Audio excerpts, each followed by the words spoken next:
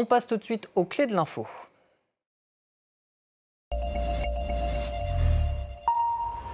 Bonsoir Cécile Galluccio. Bonsoir Anthony. Et avec vous, on va parler des sanctions onusiennes envers l'Iran. Elles avaient été levées en 2015, mais ont été rétablies samedi soir. C'est ce qu'on appelle le mécanisme snapback qui a été réactivé.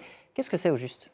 Il faut remonter à 2015. Tout le monde se souvient de cette photo de 2015 où il y avait le 14 juillet 2015 à Vienne, un accord historique est signé, le JCPOA, entre d'un côté, on voit donc l'Iran et les 5 membres permanents du Conseil de sécurité de l'ONU, la Chine, la France, la Russie, le Royaume-Uni et les États-Unis. Cet accord est entériné par la résolution 2231, résolution du Conseil de sécurité de l'ONU, qui prévoit la levée progressive des sanctions contre la République islamique. Et en échange, Téhéran s'engage à ne pas se doter de l'arme nucléaire.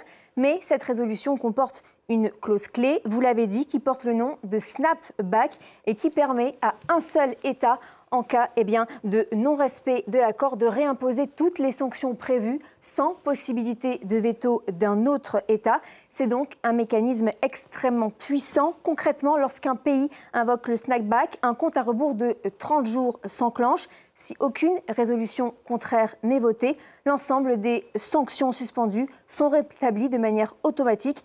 Et c'est exactement ce qui s'est passé, puisque pas un, mais 3 pays l'ont réactivé, la France, le Royaume-Uni et l'Allemagne, car en effet, Téhéran a enrichi l'uranium à des taux très élevés, plus de 40 fois plus que ce qu'avait prévu l'accord de Vienne. Il a aussi empêché les inspecteurs internationaux d'accéder à ces installations nucléaires et il a renforcé ses capacités en matière de missiles balistiques. Qui est touché par ces sanctions, Cécile ? Alors, il y a des entreprises, également des organisations et des individus qui contribuent directement ou indirectement au programme nucléaire ou au développement de ces missiles balistiques.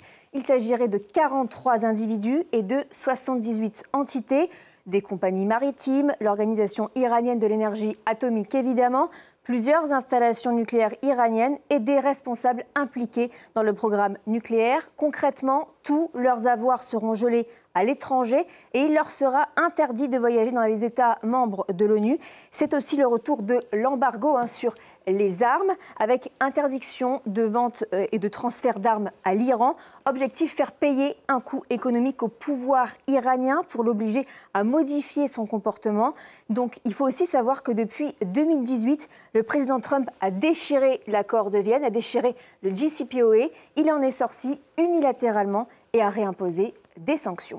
Quelles sont les conséquences pour Téhéran ? Alors, ces mesures risquent d'isoler davantage l'économie iranienne, mais l'impact économique lui resterait limité, car de nombreuses sociétés iraniennes sont déjà sous le coup, on le voit, de sanctions américaines, des sanctions qui dissuadent les entreprises occidentales de commercer avec elles. Celles qui n'ont pas été dissuadées, je pense notamment aux sociétés chinoises, ne seront certainement pas impactées et continueront leurs affaires.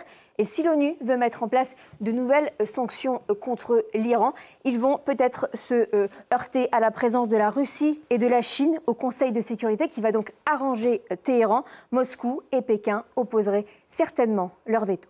Merci beaucoup Cécile Galluccio pour les clés de l'info.